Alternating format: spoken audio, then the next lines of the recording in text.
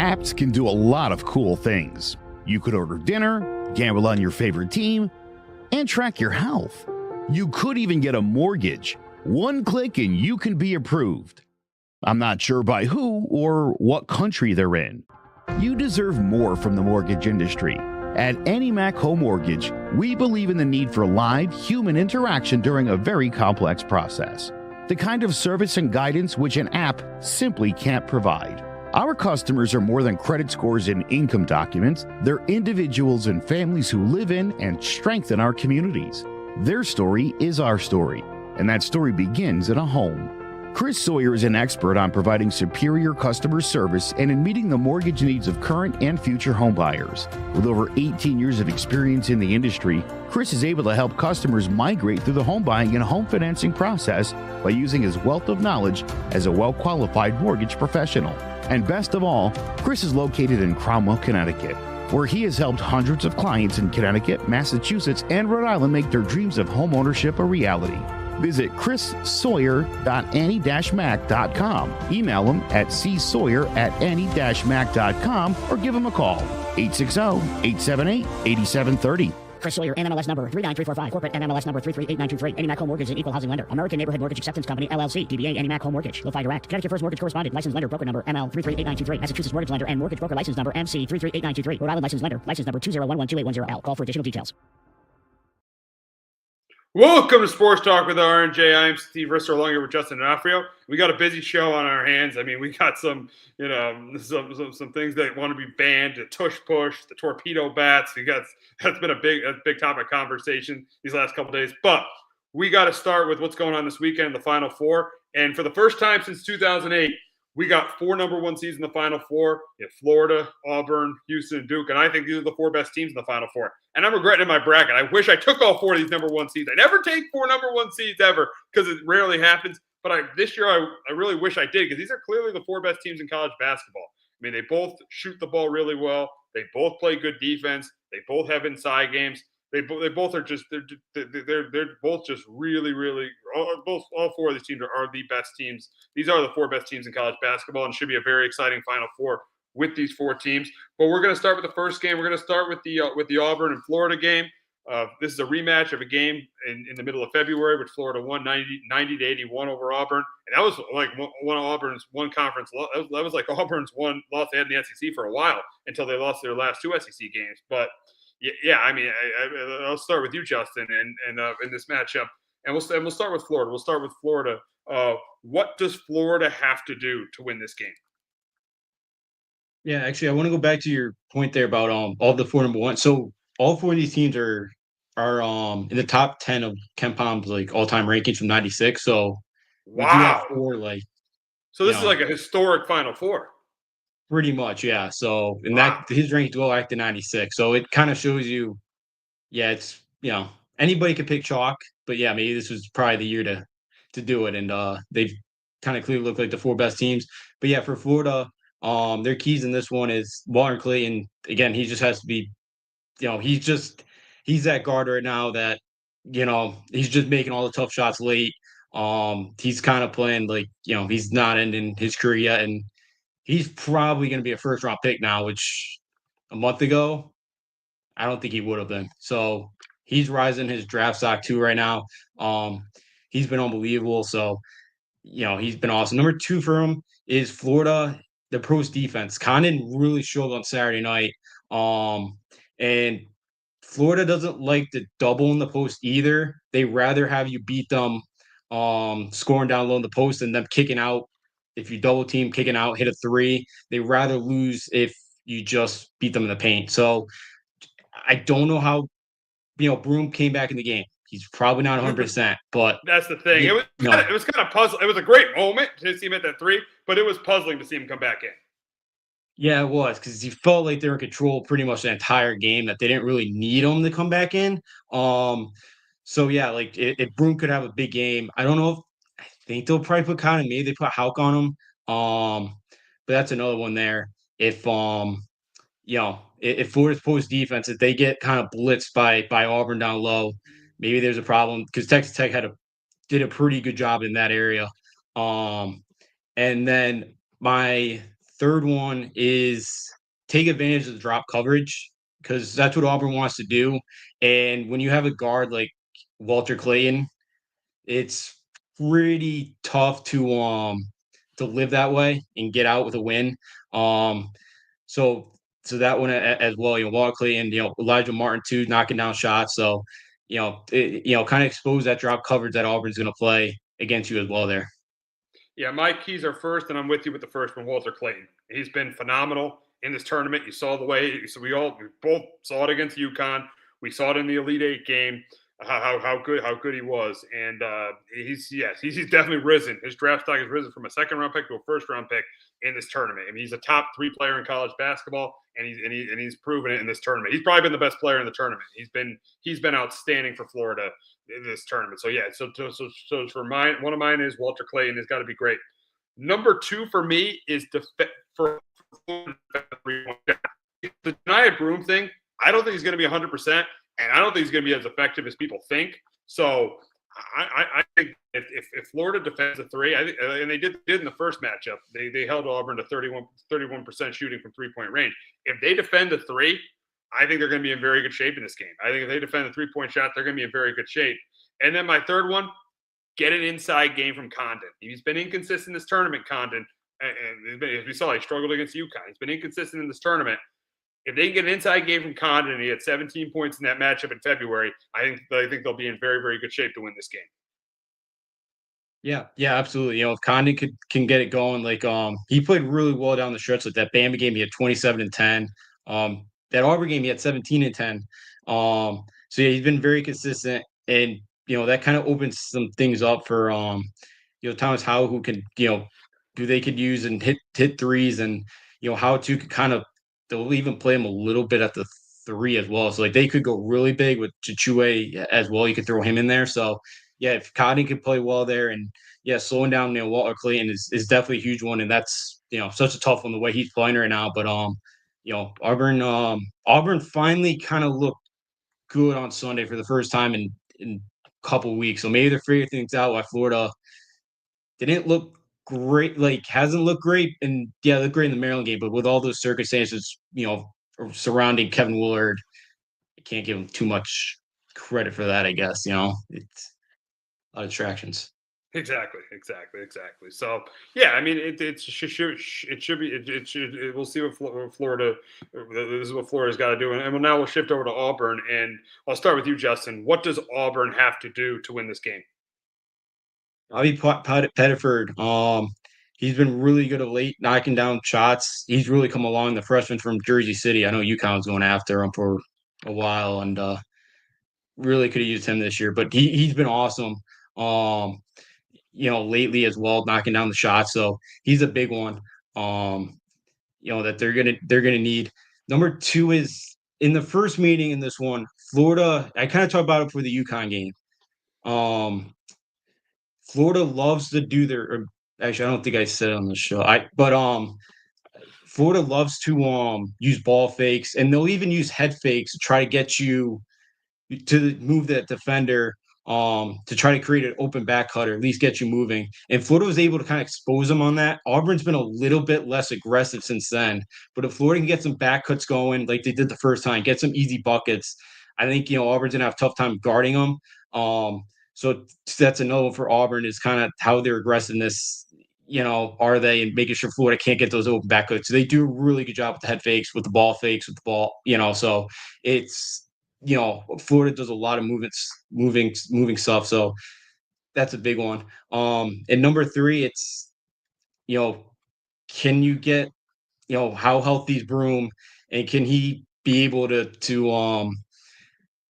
just have a monster game with Alec Hyden, or even if they try to throw, I don't think they throw Howe on him. Maybe they do, or even Chue, but he's really showing offensively. Like, can Broom just have a monster game down low and just, really be the big difference that we've kind of seen for most of the year.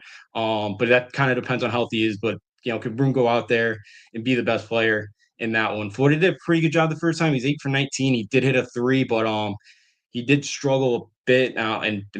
But if Broom could go out there, be the best player, in the game, Auburn's got a chance to win it. And you brought up Janiah Broome, and this leads me to my first key for Auburn is they got to shoot the ball well, because I don't think Janiah Broome is going to be 100%. I don't think he's going to be. I think he's going to play, but I don't think he's going to be anywhere near as effective as he's been all year. I don't think he's 100%. I really don't. I don't, and so that's why I think it's such a key for Auburn to shoot the ball well. Guys like Denver Jones, Miles Kelly, Chad Baker-Mazara, those guys got to shoot the ball well, or I think Auburn is going to be in big trouble in this game if they don't shoot the ball well. So I think they're going to be in more trouble than they were in the first meeting, because at least in the first meeting, Broome was a factor. This one, I don't think Broome is going to be that much of a factor in this game, to be honest. So I think Auburn has really got to shoot the ball well. Number two, they have got to contain Walter Clayton. If they contain Walter Clayton, I think that could help, because everyone else on Florida, they got a lot of good players. Elijah Martin's good. Will Richard is good. Condon's good underneath the basket. But it all starts and ends with Walter Clayton. If they can contain him, that would improve their chances of winning. And then number three, one of these three guys is going to have to step up late in the game. If it's Denver Jones, if it's Miles Kelly, or Chad Baker-Mazara. Because the thing about Auburn is they really haven't been in, I mean, yeah, they really haven't been that close of a game. I mean, yeah, they were losing to Michigan, they ended up pulling away and winning that one. They really haven't been in that close a game. With Janiah Broome not 100%, this one's going to be close down the stretch. And either Kelly, Baker-Mazara, or Jones are going to have to step up for them to win the game. Yeah, definitely. And that's kind of the thing with Auburn is, like, after Broome, they do have some really good kind of, key guys that can knock down shots. Like Denver Jones is shooting just under like 40 or 42%. Chad Baker-Mazara is like a 38% three-point shooter. Dylan Caldwell is a decent defender. He's like the fifth option when he's on the floor usually. So yeah, Auburn has guys that, like, if Broome's kind of struggling, they do have some guys that could kind of help him out, step up, and they can knock down some threes. And Florida's defense isn't it's decent, but if they can get Auburn could get some can create some open shots here. Walter Clayton, Will Richard, Elijah Martin. So yeah, Auburn's got some good kind of role guys outside, and again they got like 8 seniors too. So it's a very kind of leadership, but a lot of kind of veteran guys on that roster. Yeah, both teams, and really, yeah, and this has been a thing even before NIL and the transfer portal. Seniors, teams with a bunch of seniors go far in the tournaments, and teams like Florida, outside of Duke, teams like Florida, Auburn, Houston, they prove that juniors and seniors, experienced players, they take you far in the tournament. Yeah, they do. Yeah, because Duke's kind of the one exception. Proctor helps them though. Yeah, Proctor does. He's like really the one upperclassman that I think they have on that group. So yeah, there's 3 teams. I think Houston's like 39th in D1 experience on KenPom. Florida's like 62. I think Auburn they're 24. So like they're 3 teams that are in the top 65, 70. So yeah, there's a lot of guys that's played a lot of basketball. And it's kind of the final year too of that COVID year. So you do have some 5-6 year guys still out there. So yeah, and I think that's huge, and that's always kind of been the thing. Obviously, with this Duke team, there's just so much talent there that just so many great freshmen that they've been, they really haven't that tested, or no, I shouldn't say not tested, but they just have so much talent that they just create a lot of problems to length. So yeah, with this Auburn, Florida, Houston team, there's so many seniors up and down these rosters that it is huge because this Auburn team last year lost to Yale in the first round, and this year they've kind of a lot of those guys came back this year, and they've and I think that's kind of big too. Like Florida lost as well in the first round to Colorado last year, and Houston's kind of been knocking the door the last couple of years, but the injuries kind of bit them last year. So yeah, I think it's really important to have kind of the seniors, the kind of upperclassmen, when you do get in a tight game, that you have somebody that can kind of take over the game, like a Walter Clayton, and just kind of, I'm going to go hit that big shot for us. Yeah, and Walter Clayton definitely has done that. Now, getting to our game prediction between these two teams, I mean, Florida won the game in February. This is their second time they've played this year. If these two teams are in the Big East, it would be like their 4th time playing, because the conference is a lot smaller. But the second time Florida and Auburn have played this year, I mean, it's fitting that we have an all-SEC matchup in the Final Four, seeing how great the conference was this year. So for me in this game, I think the difference is going to be that I think Walter Clayton is going to be the difference again. I think he was the difference against Texas Tech. He was the difference against UConn. And I think he's going to be the difference in this game because I don't think Auburn's best player, Janiah Broome, is 100%. I don't think his best player, their best player is 100%. I think that Florida's going to shoot the three ball better. I think Walter Clayton is going to be the difference maker, like he was in he has been all tournament for Florida. That's why I got Florida winning this. I got Florida heading to the national championship game for the first time since 2007 with Billy Donovan when they repeated as national champs. I got them heading to the national championship game, beating Auburn, beating them. I'd say the score. I'm going to go 75-70. I'm going 75-70 Florida over Auburn to get to the national championship. But Justin, can Auburn get revenge on Florida this year and get to their first national championship game in school history? I'm going to take Florida as well here. I don't love how good Florida's looked the last couple weeks, but I just think you mentioned it with the Broome injury or, with him not being 100%.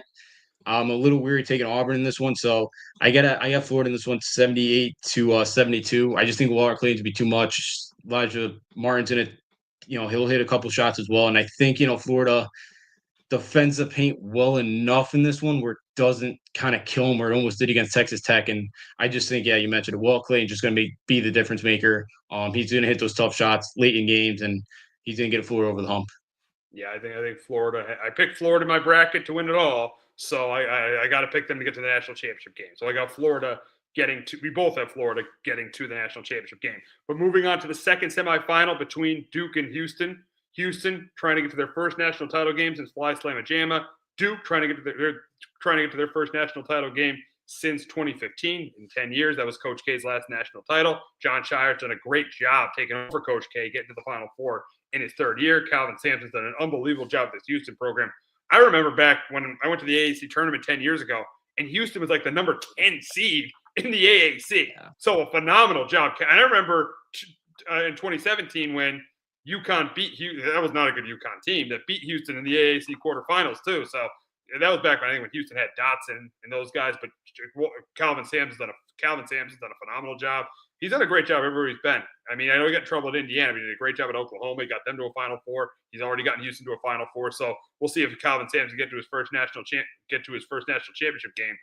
But for this game, Justin, I'll start with you. We'll start with Duke, though. We'll start with Duke in this game. What does Duke have to do to get to their first national title game in 10 years? Number one for me is to hunt LJ Cryer on defense like they did with Mark Sears on Saturday. They kind of exposed him. Mark Sears had a really bad game, and and that's Duke has all that length, and LJ Cryer is only like 6'1" as well. So I think Duke's kind of going to hunt him, try to get him in those kind of pick and roll situations, and I think they're kind of try to use that to their advantage. So I think they're going to hunt LJ Cryer in this one. My second one is use kind of the slip screens that Duke likes to use, because that's kind of where Houston's a little bit vulnerable in that kind of situation. And you've seen Malakoff, which he's gotten so much better since since the beginning of the season.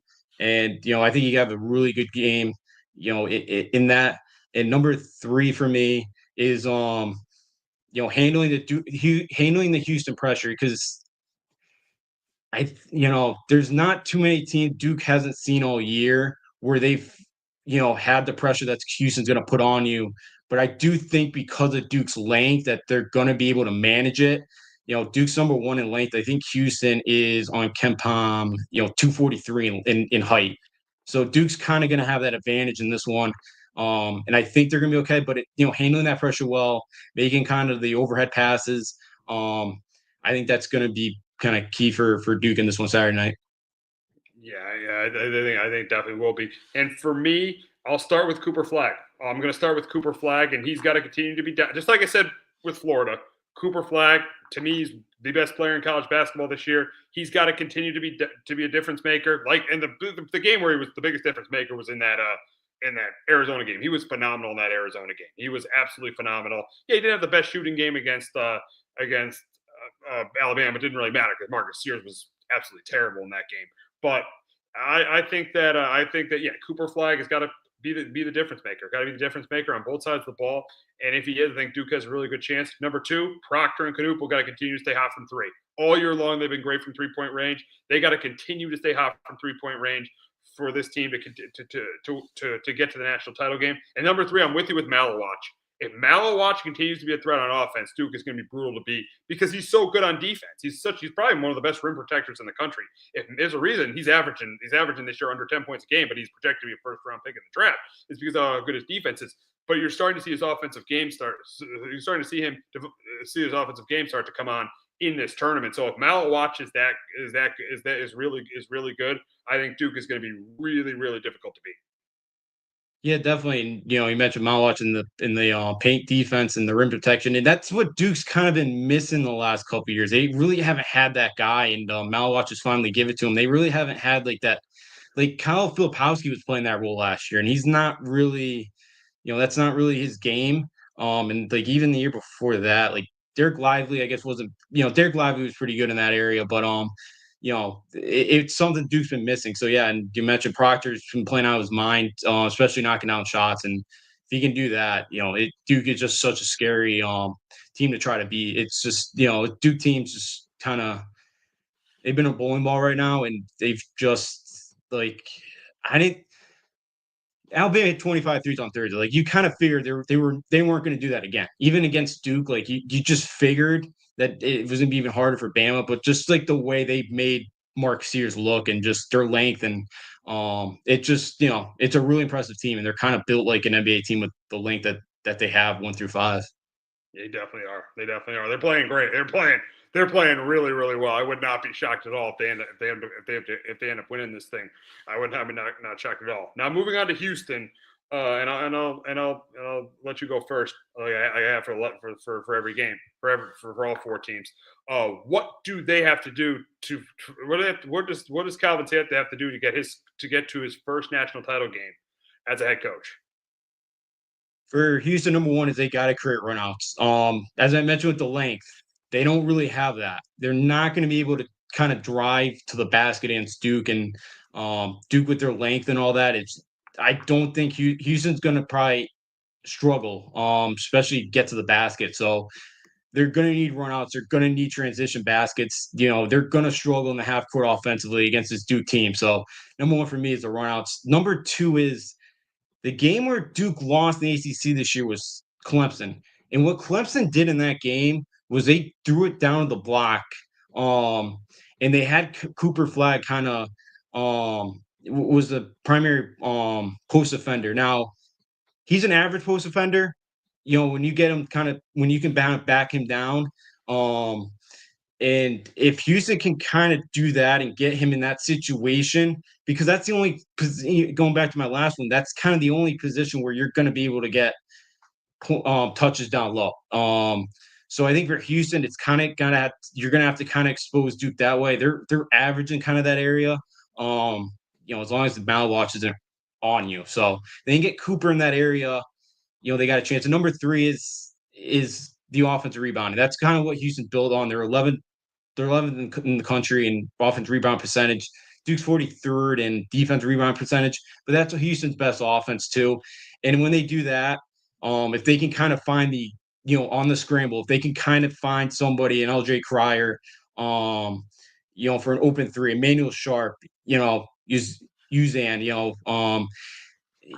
that's going to be huge because I think in this game, I don't think LJ Cryer is going to have a ton of really good looks. And that's kind of what he needs because he's 6'1". He can kind of shoot over the top, but he needs some room to kind of get something to get his shot to go. So that's kind of how Houston, I think, is going to have to create their offense. And this one is the offensive chances in that one and getting Duke on a scramble, trying to pick somebody up. So for me, it's the offensive rebounding, the exposing Duke's paint defense and their post ups. And then my first one was it's getting these baskets in transition. Yep. For me, I think it starts with Cooper Flagg, just like it did for Duke. Starts with Cooper Flagg. It starts with Cooper Flagg for Houston and containing him. Because if he has a big game, he goes for 30, 35 points. I don't think Houston's beating him. Because Houston is a very good team. They don't have a Cooper Flagg on their team. No offense to LJ Cryer. No offense to Marcus Uzan. No offense to Emmanuel Sharp. They don't have a Cooper Flagg on their team. So if Cooper Flagg has a big game, he's the best player. I've been saying it all year. He's the best player in college basketball. I think that I think there's no way that Duke loses. Number 2 for them, they got to continue to shoot the 3-ball well. This is probably Calvin Sampson's best 3-point shooting team he might ever have. Cryer could shoot the 3, Sharp could shoot the 3, Uzan could shoot the 3. They got to continue to shoot the 3-ball well, and if they do that, they definitely can keep up with Duke. And then lastly, get an inside game from Roberts, and I think they're going to have to get an inside game. They're going to have to, because if you're going to beat a team like, it's going to be hard with Malawatch because he's such a great defender. But if you're going to beat a team like Duke, you can't just rely on how you shoot. You got to get a little bit of an inside game too. And you saw Roberts not have that good of a game against Purdue, and they almost lost to Purdue. So they got to get an inside game from Roberts. So for me, it's containing Flag, shooting the ball well from 3, and then get an inside game from Roberts. Yeah, definitely. You mentioned Houston's they're number 1 this year in 3-point shooting percent. They don't shoot it like, they pick and kind of choose.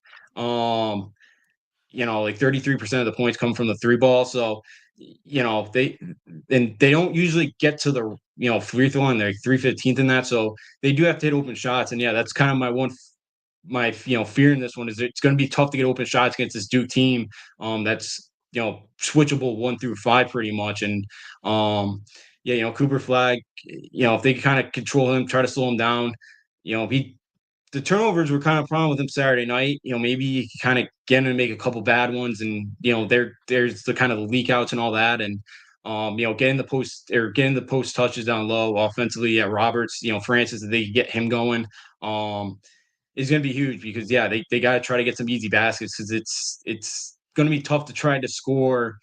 Because they don't really have anybody on this team that's going to break you down and beat you off the dribble. And that's pretty hard to do against Duke anyway. So, Houston's going to have to try to find some creative ways to score the basketball. Exactly. And now getting into our game prediction. And for me, I think Cooper Flag is going to be the difference maker here. I think he's the best. He's obviously the best player on the court. And I think he proves it Saturday night. And I think he gets Duke to their first national title game in 10 years. I got Duke winning this game. I got him winning it. I'm going Duke. I'm gonna go like 73-67. I think it's another close game, but I think Cooper Flag give me the difference here. I got Duke playing Florida in the national title game, but Justin, can Houston get to their first national championship game since Phi Slamma Jamma? Yeah, well, they better come out and throw the first punch against Duke because if this is 9-2 at the first media timeout, I think we could be in for a 15 to 20 point win for Duke, and because Houston's just not built that way. And I do think Duke wins this game 77-62. I just think this is a bad matchup for Houston. I just think the length of Duke. I think with the pressure Houston's going to put on you defensively, I just think with Duke's length, they're going to be able to combat that. And I think those slip screens are going to be huge in this one. And I don't think this is going to be particularly that close. I don't think Houston's going to – I think this is going to be very similar to Tennessee-Houston on Sunday where, like, Tennessee got some decent looks, but, like, they're not falling or everything's kind of contested for them. So I just think this is a bad matchup for Houston in this one. Look, they've only lost 1 game in regulation this year, and that was to Auburn. The other 3 were Alabama, San Diego State, and Texas Tech, and those are all in OT. They've only lost 1 since November. So the Houston team that's playing really, really well. This is probably Calvin's best shot to do it. They're on a 17-game winning streak, but I just think this Duke team is a bad matchup for them, and I got Duke going to the national championship game. Yeah, I do too. So we both got Duke and Florida in the national title, and I'll go first with who I think is going to win. And then when I put my bracket together, I had Duke and Florida. I know Duke is playing great, but I got to stick with the team I picked. I'm going with the Florida Gators to win their first national title since 2007. I got Florida beating Duke in the national title game. Justin, do you got Florida? Do you got the same? Do you have Florida winning the national title over Duke? No, I have Duke now. I just think they're just playing too well, and I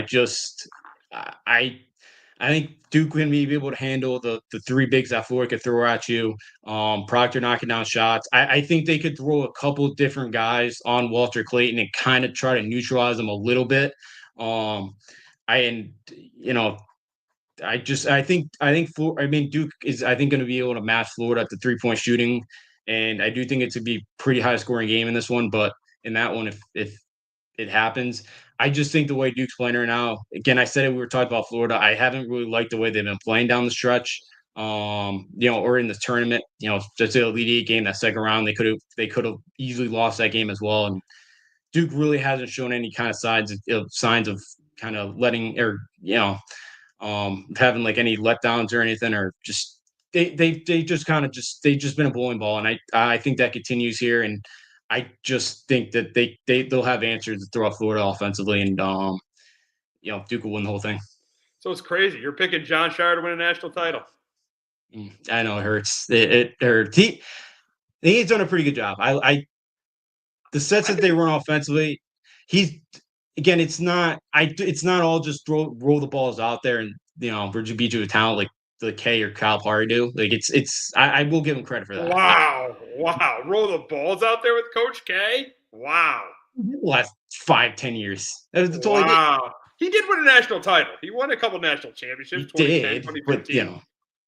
But after 8-1 the fouls department, and then he took a timeout to go scream at the officials for 3 minutes, and then they never got called for another foul last 8 minutes of the game. So sure, they'll give the refs giving the K back in the day, but wow, you do not like Coach K. No, I don't. I can't stand the guy. You do not like Coach K at all. But listen, I think Shire's done a great job. I mean, in his third year, he's gotten there. You're not going to say great because you feel like a lot of teams go to flag and go to the Final Four. Yeah, with this is, it'd be interesting to see him play like last year's UConn team. How I think that'd be a really, really awesome game. Like in this era, it's Duke. Like any coach, I think could have took this team to the Final Four. Like wow. You have what, probably 4 lottery picks on this team. Yeah. Like maybe Cal couldn't win a championship with this team. I wouldn't be shocked if Cal lost in the second round against with this team. But like anybody else, I think anybody could have got there with this roster. Like you have a generational guy in Cooper Flag. Malwatch has gotten better. Tyrese Proctor's really coming into his zone. He's really figured his game out the last couple of years. He's a little shaky at times. So yeah, I'll give Shire credit. But like I think anybody could have. And I think in this era too, where you're just, it's Duke. You have the most money and you have the prestige. So yeah, they're not, like he was never in danger of getting fired or anything. They're going to be, he's going to be there probably for the next 35 years. Like he's going to be on like Coach K run. He'll win a couple of titles, but yeah, I just, he's good. And I just think with this roster, anybody pretty much could have got to the Final Four with this team. Wow. So we'll see what ends up happening. We'll see what ends up happening with Duke and with this Final Four. It should be very exciting because I think we got the 4 best teams in college basketball. But moving on to the ladies' side, and the big question going into the women's Final Four is UConn, and should UConn be the clear favorite to win the national title? And yes, I get that Gino has struggled in national semifinals, 12-11. This is the toughest game Gino. This is the one thing. One time in his one thing in his career Gino struggles in is the national semifinal. 12-11 in national semifinals. But and he did lose to Dawn Staley in the championship game 3 years ago. I'll say that. But to answer this question, I am going to say yes. I'm going to say yes because of this. If you look at the field, UCLA hasn't been there in years. They have not. Lauren Betts, Kiki Rice, and their head coach, they've never been there before. They're going to have to face Paige Beck, who's in her fourth, who's been to her 4th Final Four, and Gino, who's been to 24 Final Four. So the experience is definitely on UConn's side there.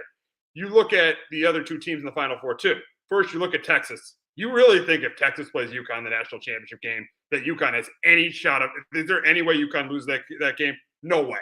Vic Schaefer against Gino in a national title game. Vic Schaefer, who can't win the big game. Vic Schaefer, who lost. I know Vic Schaefer beat him in 2017, but if you look at that UConn women's team in 2017, I know they went undefeated. That was the year they were supposed to be down, and they lost that game by 2 points. So I don't think Vic Schaefer, who's 0-2 in the national title game and lost the national championship game when he had the better team at Mississippi State, when he had a really good team at Mississippi State, lost the title game to Notre Dame. So I don't think there's any way Texas is beating UConn. Obviously, the team that has the best chance is South Carolina. Here's the thing with South Carolina this year. Their leading scorer is a freshman who's averaging like 12 points a game, Joyce Edwards. And when they played in Columbia, UConn beat them by 30. So yeah. I'm going to say yes. I'm going to say yes. Yes, I think with the way UConn's playing, the way Paige is playing, the way Sarah Strong has played, I think yes. I think it's their year. I think they should be the clear favorite to win the national championship in Tampa. Yeah, I agree with you. You mentioned the way Paige is playing. She just has that kind of Kemba Shabazz kind of to her game right now. Like they're losing Saturday at the half to Oklahoma, and she comes out and what she had to say half, like 30 points, something like that. And Yeah, she had yeah. 40, she had half the team's points in the second half. Like she's just kind of in that mode right now. Sarah Strong's the best freshman in the country, and she's gonna be the next great UConn player. Oh, without You already question. see Yeah, the talent. Yeah, yeah, yeah. she's got so much talent. And AZ Fudd is finally kind of healthy. And like that, she kind of the breakout game for her was that South Carolina one. She had 30 in that game. I think she hit 11 shots. She came out, I think, 4 for 4 from three to start the game. And she's like she's finally healthy. And this team's finally healthy. Like they didn't have to play a game this year with only 6 scholarship players. Like they're deep this year for the Yeah, first time in quite a while. So yeah. they're deep. They do have to get off to a little bit quicker starts. Like the USC game, they didn't. You're The you home hit game. you hit the nail right on the head. The starts of games, that's what they got to be careful of. Because even in that South Dakota State game in the second round, Yeah, they got off to a bad start in that game. They got off to the Oklahoma game was a great example of how they were losing at halftime to Oklahoma before Page went off, and then early on in the USC game, they went down like 11-5. I don't think this is ever. I gotta look this up. I don't think this has ever happened to a UConn team that's won a national championship. They've trailed every single game in the tournament, even in the first. I mean, 2-0. But even in the first game, they've trailed in every single game. They've trailed every single game. You could legitimately say they legitimately trailed against South Dakota State early on. The Oklahoma game and the USC game. I'm glad you brought that up. That's the one thing UConn's got to be careful of is these bad. They got to be careful with these bad starts. Yeah, they do. Because team like UCLA, Lauren Betts is gonna be a tough matchup down. She's 6'7", and they'll probably throw Jana Alfie down there on her. But I would think. But yeah, like Kiki Rice gets going. Gabrielle Hawkins, she's a good shooter. So yeah, UCLA gets out to a nice start there. UCLA gets the confidence going. You kind of play with fire, and Texas defense it's nasty. They don't give up 20 points, 26 points a game against Georgia this year. Like their defense is nasty. So, South Carolina team that's been there. So yeah, like the fast starts are going to be huge, and Paige can get going, hit a couple shots early, will definitely be big. Going back to why I think UConn's favorite too is that you mentioned that South Carolina game. I just don't think South Carolina has a shooting like they have the last couple of years, and Chloe Kitts is a good pull, but like she's only 6', 6'1". Like they don't have like that Asia Wilson this year. Like they don't have that great kind of like 6'4" post player that they've had the last couple of years, or even the shooting too. So it kind of just feels like UConn's got it. And that Tennessee game I remember watching, and they looked bad. They were turning the ball over, and it was like, man, it kind of looks like maybe a Final Four round, and then that would be it. But since then, they've kind of really figured it out. They've got on a roll, and I think a huge part of that's been kind of like AZ Flood really kind of finally getting kind of comfortable and just finally being able to play some basketball this year. And I think it's really helped. So yeah, I think this team's a favorite, and definitely the slow starts here could definitely be what cost them. But if they can get over the hump there with the way Paige is playing right now, she's she again just looks like Kemba Shabazz right now. Just late in the game, everything goes in. Yeah, slow starts might be an issue, but at the end of the day, UConn's playing better than any team. This is the most confident I have been that UConn could win the national title game since 2016. Because you look at 2017, that team really wasn't. Gino did a great job. They weren't really expected to be as good as they were. 2018, they didn't have that. They didn't have that. I know they had Nafisa Collier, but they didn't have that. Elite UConn player. 2019, kind of the same deal. 2021, Paige was a freshman. 2022, South Carolina was the better team in the national championship game. And then last year, they went up against Caitlin Clark. This is the best chance UConn has to win the national title since 2016. And I think they're going to do it because there's no argument that they have the best player and the best coach going into this Final Four. There's no question. And last year, they did. In 2022, they didn't.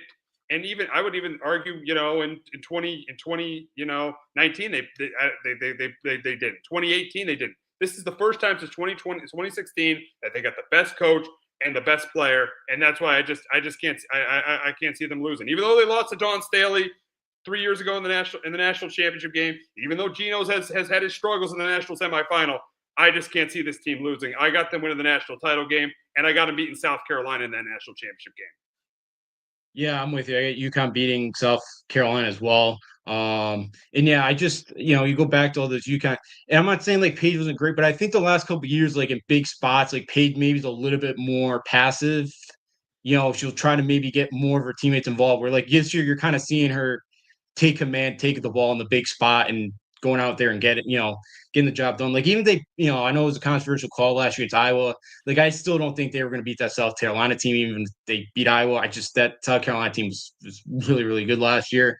And yeah, I think that's kind of what they've been missing is that in Paige's elite, she has been the last couple of years, of course, but like they've just kind of been missing that, because it's been like late game execution, like those Notre Dame games, while they hit like 2 shots late against them that beat them. Like it's kind of been that late game execution stuff, and Paige is kind of, has taken that over this year. So yeah, you feel more confident too in the indie game stuff this year, with them when they need the basket. So yeah, I think, they'll definitely be close to this time around against South Carolina. UCLA will be a tough test because I just don't think they've seen somebody at 6'7" like Lauren Betts this year. I don't think they have. So that might be tough early on, kind of figure that out. But yeah, I think with Paige right now, an easy fought if she knocks down her shots. I know she struggled. She hit a couple late there in the fourth quarter, but if she knocks down the shots there, it's going to be very, very tough to beat UConn.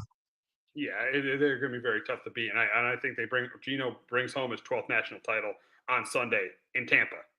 But we had a ruling on the Tush push. We had a ruling on the Tush push yesterday. But before we talk about that, we are going to hear from our friends at JPEG Financial and Shamrock Home Inspections. Do you have a 401k and some savings for future retirement, but don't even know if it's enough to live off of? How much is enough? How often are you thinking about it? The team at JPEG's Financial Group can help set your mind at ease. We specialize in creating strategies in the planning and managing of your financial, educational, and investment needs. We help clients pursue their investment goals with sound financial strategies. You deserve a personal, tailored plan. Lasting, meaningful, and open relationships are the foundation of our practice.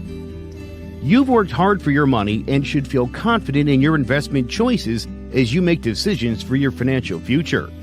Your goals are our goals. We are dedicated to your needs and hopes for your future. Visit our website and give us a call at 860-430-5397. Securities offered through Raymond James Financial Services, Inc., member FINRA, SIPC. Investment advisory services offered through Raymond James Financial Services Advisors, Inc. JPEG's Financial Group, LLC is not a registered broker-dealer and is independent of Raymond James Financial Services. JPEG's Financial Group is located at 78 Eastern Boulevard, Glastonbury, Connecticut.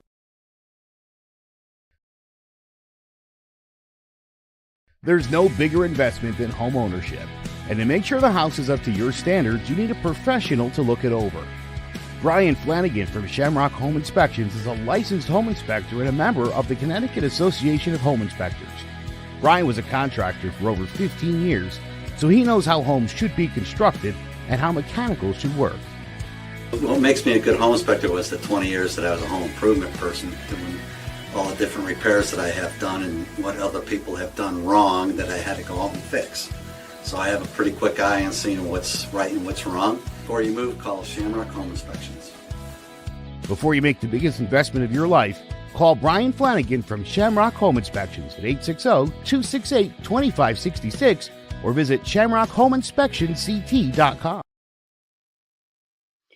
All righty. So yesterday, the NFL, because they were to ban the Tush push, they had to get 16 out of the 24 of the 32 owners to vote against the Tush push. They only got 16, so they decided to move it to their meetings in May.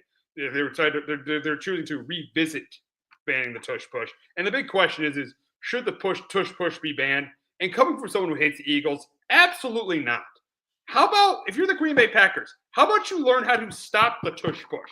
How about you get defensive tackles and get better up front to stop the Tush push? Stop complaining. A team that's done let's just give them credit. They've done an outstanding job with this Nick Sirianni and his staff have done an outstanding job at this in 2022. Why would you take it away? Why would you take away something that somebody does that executes so well? That the Packers are such crybabies to do this. They're so upset that they lost in the playoffs. They're upset they lose in the playoffs. Instead of getting better, they want to now take a rule away to make things easier.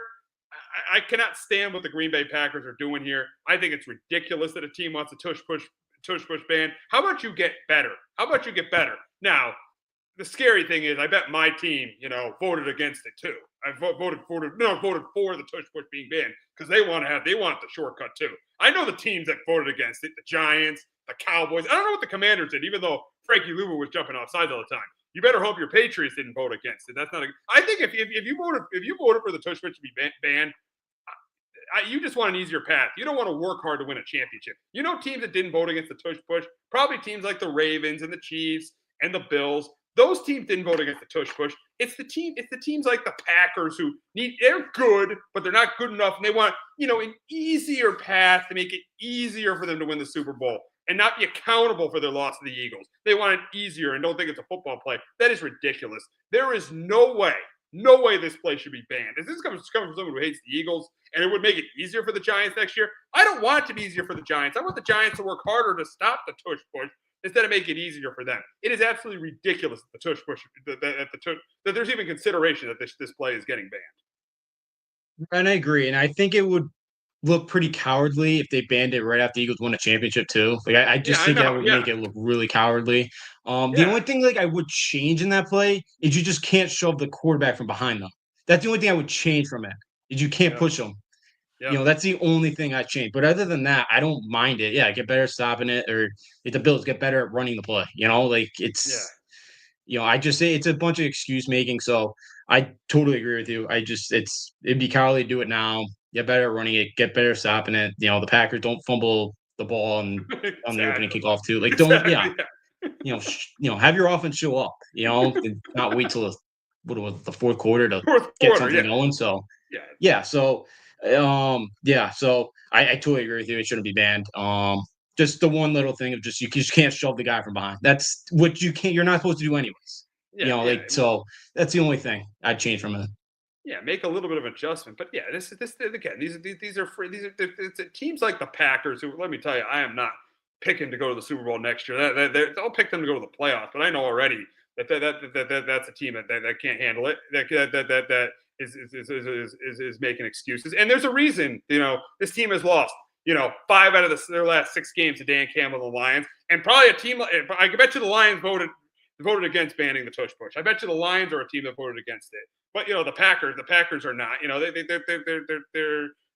I don't want to say the word soft, but they're not. They don't want to get better. I was trying to say it the nicest way I can. But they just don't want to get better. They don't want to get better. They want an easier path. They want to just make it easier for them to get there. You got to work hard to win a Super Bowl, and that's why I feel like as long as the Packers keep complaining like this and Matt LaFleur keeps complaining like this, it's going to be a lot of good, but not good enough. Yeah, absolutely. It's never, because that wasn't the reason they lost the football game. There's a lot of other reasons why the Packers didn't lost that game. And they turned the ball over. Their offense scored 10 points. Yeah, there's a lot of other stuff that went wrong for them, and just blaming one play is kind of ridiculous. And that's not how you get better, by making excuses. And it's the excuse making never works, and it's never the best route to go. But that's kind of what the Packers want to do, which is, for that organization's a little surprising. But it's been a horrible look for the Packers to kind of blame it on that, and trying to ban it, where you get better stopping it. It would just look like such a coward move by the entire league if they just banned it after the Eagles win a Super Bowl. It'd just be such a bad look for the league. So I don't totally have a problem with it. And the Packers need to get better. They need to, finally win one of these big playoff games, because it's been a while since you've done that too. Like, it's, get over the hump, and I feel like the only playoff game they won was in Dallas, but does that count as a big game? Because everyone beats the Cowboys in the playoffs. Yeah, everybody does. So, and we saw what the Cowboys were this year. Like, the team was not very good this year. So, it's pretty ridiculous how it's, teams are trying to get banned, and almost half the league did it. I know they needed 20 votes. So, it's ridiculous. It's cowardly, and it's such a bad look for the Packers and the rest of the team voting against it. Hey, I would love to know the teams that voted against it. I think, how many of those 16 teams are non-playoff teams? Probably most of those. Probably because there's 12 that make it out of it's 14 of the 32, so that's 18. Most of those teams are teams that didn't make the playoffs last year, outside of the Packers. The Packers, to me, might be the only team. I know the Bills have talked about injuries and stuff with it. The Bills have talked about, but they use it a lot. The Bills, so, but I think that the only playoff team to me that voted against the tush push is maybe the Commanders, because we saw the Commanders in the NFC Championship game keep jumping off sides. But I think the only there are two playoff teams. I think I know we know the Packers did, but the only other playoff team I'd say is the Commanders because they're in the Eagles division. But I think the rest of them are non-playoff teams. I guarantee you, probably the Cowboys voted against it. I guarantee you. You wouldn't be shocked if the Cowboys voted against it.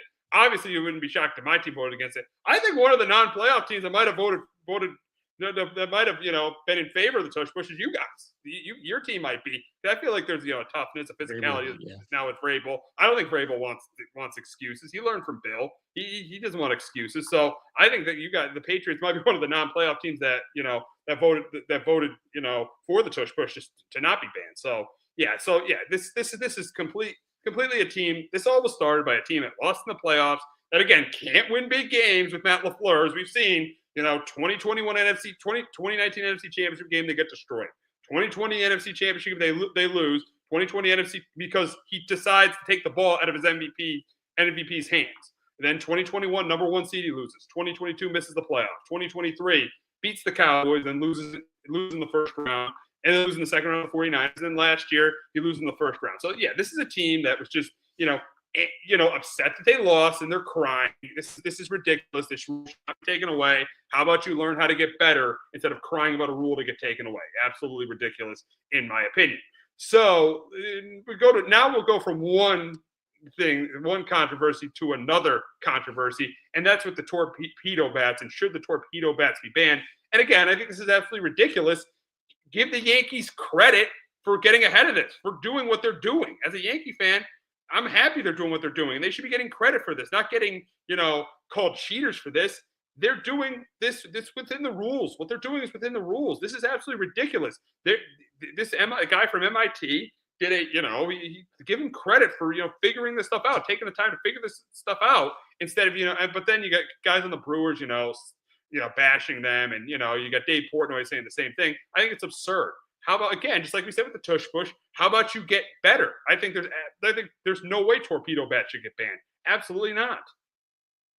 I agree with you. And I think maybe that showed more about the Brewers pitching staff this weekend more than that was bad.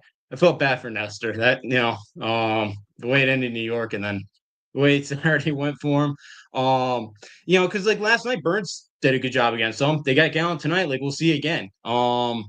I just think it was more about the Brewers pitching staff might be, and they're missing a ton of guys right now. Like I think they had to go like more with like an opener last night, like they're in game 4 of the season 5. So, I just pitchers will make adjustments off of it. And other teams are using it too. Somebody had a list yesterday. I don't remember who was on, but like there's other teams using it. It's not just the Yankees, and Stan used it last year in the playoffs. So it is weird that it took 150 years for somebody to kind of change the bat a little bit and make it more like those like a wiffle ball bat, just a little bit more in the barrel. So it's interesting, but it seems like it's worked. But again, we'll see tonight against Zach Allen, and how good it'll be, because Zach Allen I think's got pretty good numbers in the Yankees. So I think it's ridiculous that people are talking it should get banned. And maybe like if it wasn't the Yankees, I don't think it'd be as big of a problem right now. I think it's because it's the Yankees. Yeah, exactly. It wouldn't be. People hate the Yankees, and they want to, instead of giving them credit for what they did, instead of giving them credit, they want to they want to talk about, they want to just take away the bats instead of giving them credit. And they hit a couple home runs last night against Corbin Burns, so it's continued, and they've just been really, really good offensively. And this will lead us to talk about the Yankees. And I think the one thing you're not concerned about right now is the offense, because the offense has been outstanding so far. 18 home runs, 41 runs in 3 games. Aaron Judge, 3 home runs on Saturday. Jazz Chisholm, you got Goldschmidt, and you got Bellinger hitting. Volpe's hitting home runs. So this is the Yankee offense, which I had some concern about, especially without Stanton and Soto, has been phenomenal so far. Yeah, it has. The offense has been awesome. Judge has been raking early. Goldie's been pretty good. Bellinger's had some big hits. I think Volpe's only 3 hits have been the home run balls, but think Dominguez hit another one last night. So the long ball's been working for him early on, which is huge. And yeah, I kind of had concerns about how this offense was going to look this year. But so far, it's looked really good. We're 4 games in, and again, Gallon tonight is going to be tough to get some runs off of. But yeah, I've been mildly impressed so far with how the offense is going. But another. But it's baseball. You're going to go through hot and cold streaks, and it's going to happen. But yeah, the lineups look good, and Judge is Judge much better start than he did last year. I think what took him 25 games, hit like 3 home runs last year. So, been a much better start for him this year, which has been huge. It has, and yeah, they're going to probably go through their slumps, but yeah, so far so good with the offense. Now, a little bit of the concern is with the rotation, the bullpen, and a little bit of the rotation to me, because a little bit concerned. I mean, I thought Rondon was good. I thought Warren pitched pretty well last night. He went 5 innings, but I thought he pitched pretty well. Here's the concern: Max Fried, and it's only been 1 start. I'm not overreacting, but Max Fried and Marcus Stroman, you got a bunch of run support, and you couldn't even get a win. That's got to get better. The depth in the rotation without Cole has got to get better. It's got to be better. And to me, that's definitely a concern so far. Even though they're 3-1, that's a concern so far. Yeah, Saturday. The problem with Fried was they had 5 errors too. Like Pablo Reyes, I think 3 of them. I get it. You got to get the win. You got to get the win. For me. Yeah, and I get it. He threw 94, so I get it with his first start of the year. Boone wanted to pull him. The one I more had a problem was taking out Stroman. Like he went 4 2/3. You're up. I think it was at that point like 5-2. At that point, like why don't you just keep him in and let him get that 5th out? Because he had only thrown 81. Go get him. Let him go get that win. I had more of a problem with the way he handled that one, and then last night just. Boone still with zero absolute feeling of a baseball game, leaving Mark Leiter Jr. out there on the mound to yet again. And Sunday he put Tim Hill in a big spot, and he should have done that in October. But Boone just, but he'll be the manager for the next 25 years or whatever. So, he's got to deal with it. So yeah, I'm a little bit concerned. Rodon looked pretty good. We'll see tonight against Arizona. That's been off to a hot start. Their bats have been pretty good, and we'll see. I think Carrasco's going tomorrow, which I don't have great expectation with, but I was surprised with Warren. I know he made a couple of mistakes there, but the stuff looked better than last year, and which is a promising sign because they're probably going to need him a lot this year. And I think Schmidt, I think he's getting closer to a rehab appearance, which helps, and because they're gonna need him back. So yeah, right now in the rotation, they're gonna need a little bit more, but I can't kill Fried on Saturday just because his defense did not help him out. He only gave up 2 earned, 6, and he gave up there's 6 runs, it was 2 earned and, there's 6 total runs. So Pablo Reyes, I think 3 errors himself. He really didn't get much help. And why is Pablo Reyes pitch hitting last night? Wow, you're very critical of Boone so far. I just not a fan. But we'll go back to the bullpen. You brought up Mark Leiter Jr. He didn't pitch well at all. Mark Leiter Jr. didn't pitch well at all. Now, with Williams on paternity leave, I'm not as concerned about the bullpen. Even though Williams had a little bit of trouble with that save, he still got that save against the Brewers. I think the bullpen's still gonna be fine with Williams, with Weaver, and I think putting everyone in their spots, putting Williams in his spot, putting Weaver in his spot, and putting Leiter and Tim Hill putting them in their spots. I think the bullpen's gonna be fine. Yeah, I think so too. And I think, Williams, that one on Thursday, your first start in New York is the Yankee. You're going up against your former team that knows you best. So he's probably, I think he was a little bit too amped up there, and he got out of it. I know he gave up a home run there, but he did get this, he did get out of it and did get the save there on Thursday. But yeah, once he kind of gets back and, Ottavino's kind of interested, maybe they find something out of Ottavino this year. You still got Luke Weaver. Tim Hill looked pretty good. There on Sunday, and Cruz too. That Fernando Cruz, that split is nasty. So it looks like not Steinbrenner. Kazman found like another really good kind of just some nobody in the pen that could be a real factor here. So yeah, I do like the pen here. It's just how much depth can you get out of your or how much length you get out of your starting pitching night in night out, not to burn out this bullpen. Exactly. So Yankees 3-1 right now. Lineup's been great. Rotation a little questionable, and I think the bullpen's gonna be fine. So Yankees 3-1, got a couple more games with the D-backs left, and then they go to Pittsburgh and Detroit next week.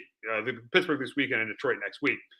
But we'll shift over to the Red Sox, who have started 1-4, and their offense has not been good at all. And it's the biggest reason why is because of Rafael Devers, 0 for 19 with 15 strikeouts. I mean, the question for Devers is how concerned should we be with Devers right now? And I'm going to say definitely concerned. I think concerned because this is a historically bad start. This is a historically bad start for Devers. But I do feel he's going to pick it up. Now, I think the Bregman thing might be getting in his head, with him having to be moved from third base, not playing the field. But he should be hitting better because he's the designated hitter. I feel like I really don't get that. But I think there should be concern, but I do feel like he's going to snap out of it. Yeah, and you remember how he hurt his shoulder? His shoulder was bugging him all of last year. He didn't pick up a bat till he got to Fort Myers. So he might still be a little bit behind. Now you're probably in like 6 weeks and now. So you're hoping that it flips soon, which I think he's too good of a hitter not to. But I think maybe that's part of it. Probably part of it too is the DHing thing. But him and Core are pretty close where I think Core will kind of talk to kind of get him out of this slump that he's been in. But it's just been the at-bats. Like I thought he had a walk on was it Monday? Yeah, Monday, where he did have a pretty good at bat. He was close on a couple of pitches there to really, he just missed a couple. So it looked like the timing is getting a little bit better with his bat there. But yeah, that's been the huge story. And yeah, because Bregman's had a couple big hits. Wilyer Abreu's been huge for him, but like Story's gone off to kind of tough start. Their batting average right now as a team is 201. So it's still early. That lineup's gonna figure it out, but it's did not think their offense to start out this slow. Yeah, not at all. Bregman started slow. Duran started slow. Cassius started slow. Yeah, the offense is really. And I picked up a little bit on Monday against the Orioles, but yeah, their offense is really started slow. Now another storyline with the Red Sox is, and a guy who's pitching tonight, Garrett Crochet, and yesterday he got paid. On Monday he got paid 6 years, $170 million. And the question is, did the Sox pay Crochet too early? And I'm going to say yes, because the guy really only had one good year. I don't think they really should have been rushing to pay him. I like the fact that the Sox are spending money. They did on Bregman. They are now on Crochet, and they just did on Christian Campbell too. Just like 4 or 5 minutes ago. But I think it's a little bit too early. The guy had one big year to give him a contract worth $28 million a year, a 6-year deal worth $28 million a year. I think he has to prove more than to give him that deal.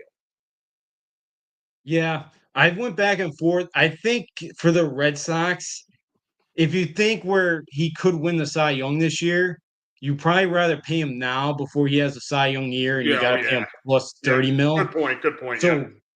So I think that's why the Red Sox probably got it over with now, and they probably saved a couple bucks too. Like I think he gave him maybe a little bit of a hometown discount too. I thought he maybe could have got a little bit more money.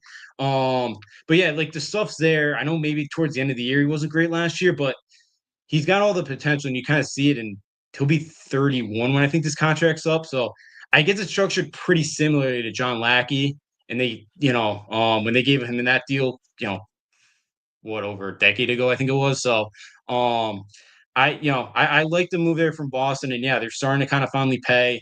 And yeah, he's going to be kind of important. We'll see him make a second start tonight. So, but yeah, I like that the Red Sox kind of did it now, and just in case if he does have that Cy Young type year, then you got to probably pay him a little bit more money. Absolutely. So that's going to wrap up this edition of Sports Talk with R&J. For Justin D'Onofrio, I'm Steve Risseer. We will be back next week talking about Luka's return to Dallas, recapping the national championship game, and talking about any NFL news that comes our way. Have a great weekend, everyone. Hello, my name is Joe Aguirre. I'm the president of Clovercrest Media Group. And here at CMG, we have a wide variety of podcasts, including sports shows like Keys to the City, The Roll Call, Throwing Jabs, All Four Downs, and Jawing About the G-Men. And great true crime shows like Sticky Meat, Crimes and Consequences, Ivy League Murders, and Burn, the unsolved murder of David Eichmann. You can find all these podcasts and so much more by visiting clovercrestmedia.com.